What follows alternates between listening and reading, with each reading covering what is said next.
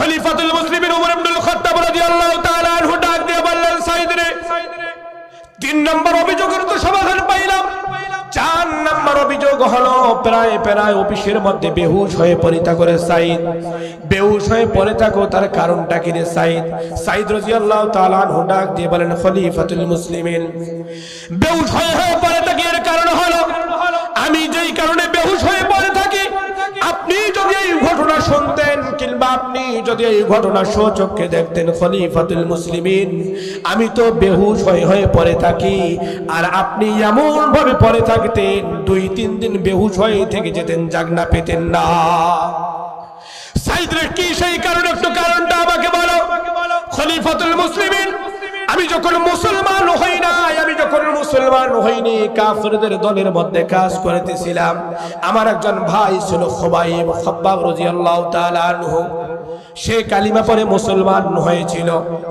Rome বাহিনীর দলের মধ্যে আমি কাজ করতাম, আমাকে রোম বাহিনীর লোকেরা পাঠালো, খবাইবকে আমার ভাইকে ধরে নিয়ে আসার জন্য আদেশ করা হলো। আমি আমার ভাইকে ধরার জন্য চলে গেলাম, ধরে নিয়ে আসলাম। আমার ভাইকে জিন্দান খানার মধ্যে বন্দী করা হলো। ভাইকে এত নির্যাতন করা হলো, এত মার দেয়া হলো। আমাকে খবর পাঠানো হলো, সাইদ রে, তোমার ভাইকে জিজ্ঞেস করে ইসলাম ছাড়বে কি ছাড়বে না, কোরআন ছাড়বে কি ছাড়বে না। আমি আমার ভাইকে বারবার ডাক দিয়ে জিজ্ঞেস করেছিলাম, ভাই কালিমার মালাটা ছেড়ে দেন, ইসলামটা ছেড়ে দেন, ইসলাম ধর্মটা ত্যাগ করে দেন, না হলে আপনাকে মারা যেতে হবে। ওগো খলিফাতুল মুসলিমিন, আমার ভাইকে 3 মাস যাবত খানা বন্ধ থাকা শর্তে এতবার জিজ্ঞেস করা হয়েছিল।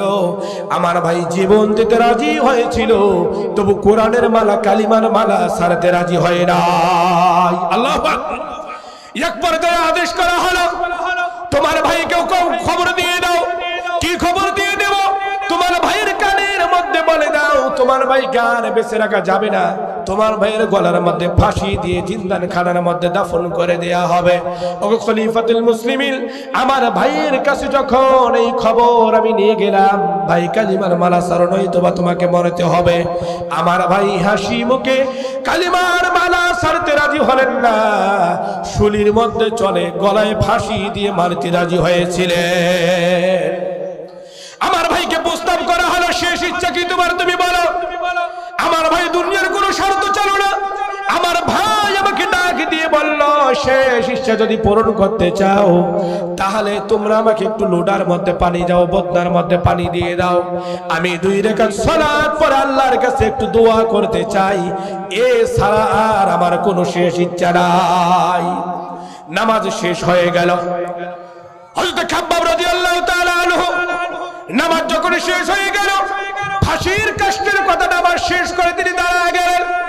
দাঁড়ায় জিজ্ঞেস করলেন, সাইদ রে, ফাঁসির কাষ্ঠটা কোথায়, কোথায় আমাকে ফাঁসি দেওয়া হবে?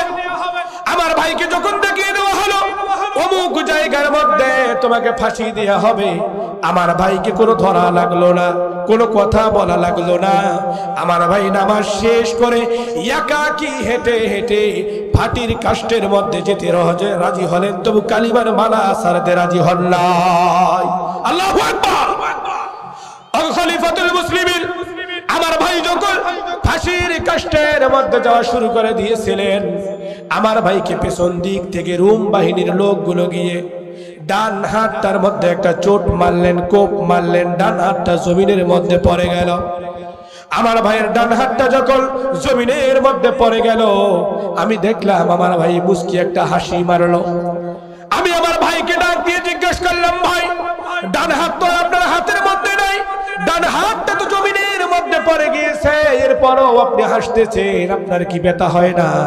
আমার ভাই ডাক দিয়ে বলে, সাইদ রে, আমার মনের মধ্যে কোনো কষ্ট হয় না, এই কারণে ডান হাতটা যখন জমিনের মধ্যে পড়ে গিয়েছে রে সাইদ, সঙ্গে সঙ্গে হাজারো হুর গেলেমান আল্লাহর 10টা দুনিয়ার সমান একটা জান্নাত আমার সামনের মধ্যে উত্তোলন করে ধরেছে। আল্লাহু আকবার, আল্লাহু আকবার।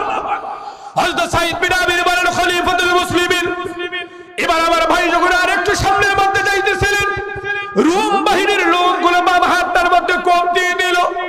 বাম হাতটা যখন আমার ভাইয়ের জমিনের মধ্যে পড়ে গেল, আমার ভাই এবার জবান দিয়ে আল্লাহু আকবার শব্দটা বাহির করলো।